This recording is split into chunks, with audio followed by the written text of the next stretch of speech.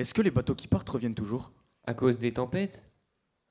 Faut pas écouter les chants des sirènes, Ulysse. En personne. Toi, t'es plutôt histoire de pirate, bateau fantôme ou dans de la mer? Tu veux des histoires, frère? Je connais l'histoire d'un cargo qui un jour se met à naviguer tout seul. Il se met à dériver. Je parie que tu viens d'inventer. Ok, l'histoire. C'est un cargo de marchandises. Il faisait cap sur la Guadeloupe avec 20 hommes d'équipage, sous la direction d'une commandante, une femme assez mystérieuse. Et puis, un jour, au milieu de l'océan, quelqu'un a dit: On pourrait, hein, sans blague, couper les moteurs, descendre les canaux, s'offrir une petite baignade. On ne sait pas pourquoi, la commandante a répondu: D'accord. D'accord. D'accord. D'accord. Ils ont attendu de ne plus être en vue d'aucune côte, d'aucun bateau. Ils ont débranché les radars.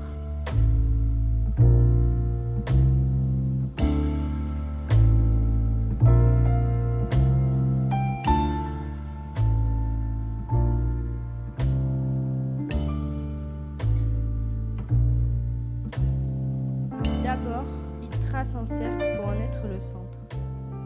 Depuis le bateau, ils tracent un cercle avec leurs yeux. Ils s'assoient côte à côte dans les canaux. Ils mettent pour la toute première fois les deux pieds dans l'océan. Se glissent dans l'eau. À des milliers de kilomètres de toute plage. Personne ne le saura jamais.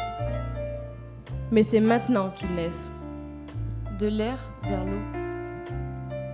L'espace d'une seconde, ils renversent l'ordre des choses. Peut-être, quelque part, les oiseaux prennent leur envol à l'envers. Ou qu'une rivière, d'un coup, remonte à sa source. Voilà ce qu'ils pressentent. Ils glissent dans l'eau. Et la commandante, elle est toujours à bord? Elle les surveille de là-haut. Elle ressent leur vertige. Et de drôles de choses lui passent par la tête. On dirait Mais comment ça? des oisillons tombés du nid. Et si je plongeais dans l'océan moi aussi? Et si je laissais le cargo vide? Et combien de temps ils sont restés dans l'eau? Juste le temps d'avoir peur.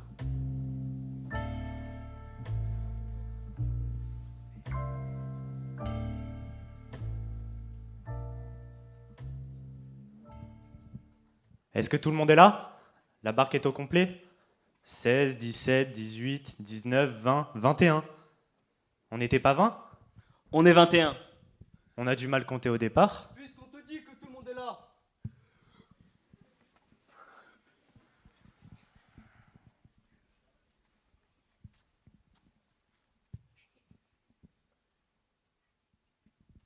Regardez. Qu'est-ce que c'est? Qu'est-ce que c'est? Tu n'as jamais vu de la brume?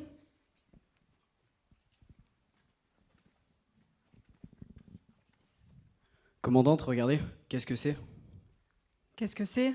Tu n'as jamais vu de la brume? Si, mais pas ici, pas comme ça. On devrait pas faire demi-tour. Que dit la météo? Temps dégagé sur toute la zone. Et les radars? Rien. On dirait que c'est taillé dans le vieux drap d'un fantôme.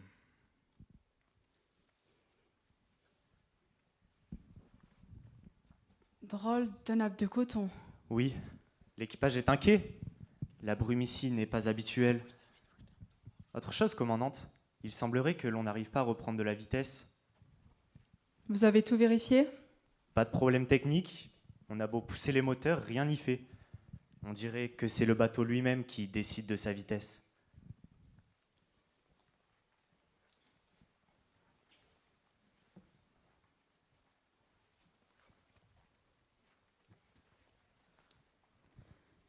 Qu'est-ce que tu nous fais, animal bateau? De quoi as-tu peur? C'est cette brume qui te freine? Quelque chose s'est planté dans ton gros cœur, bateau? Un harpon, invisible et puissant.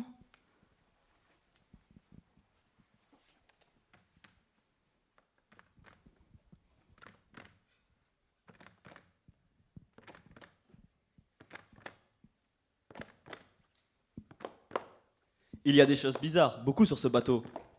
Vous dites ça parce que je l'aurais collé au sol? Pas seulement, il y a ce cargo qui part à la dérive qui ne sait pas pourquoi il va. Vous voulez dire où il va? Non, je veux dire pourquoi il va. J'ai les choses en main, j'ai l'habitude. Non.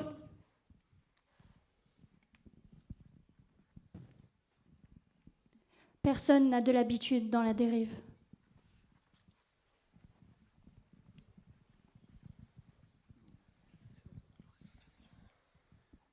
Passer son temps à dériver, voici notre destinée.